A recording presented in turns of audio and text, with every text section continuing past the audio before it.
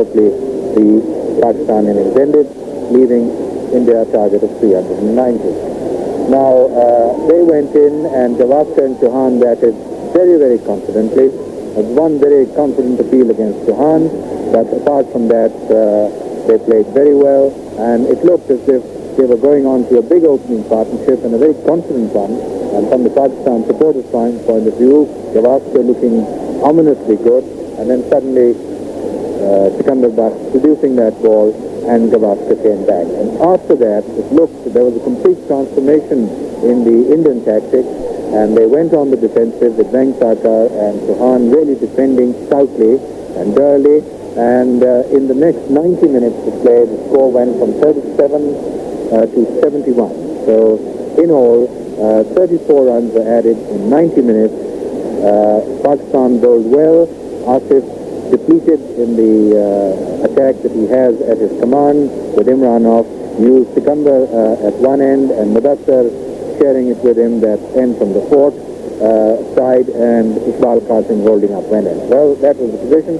And now let's get the Indian point of view from Abbas Ali Beg. Well, Abbas, the score at this stage, 71-1, and India after that very fine start now beginning to fall back on the clock.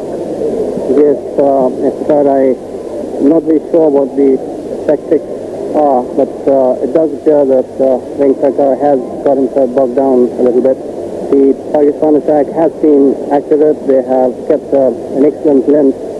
The tactic appears to be that you bowl just outside the off stump to both Chauhan and Venkatrakar and get them tempted to play that cut sort of there into the waiting hands of the fielders, split fielders, or in the case of Iqbal Qasim, the three short fielders, two short legs and one short point. I think the bowlers have done a magnificent job. They've kept a very good tight length and an excellent line.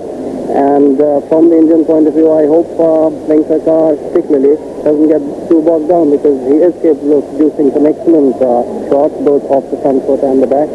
And be ashamed to let the bowling get so much on top of you. Well, Abbas, with India having restricted Pakistan to 389 as the lead went, and with Imran off, they certainly had a good chance of going for the run.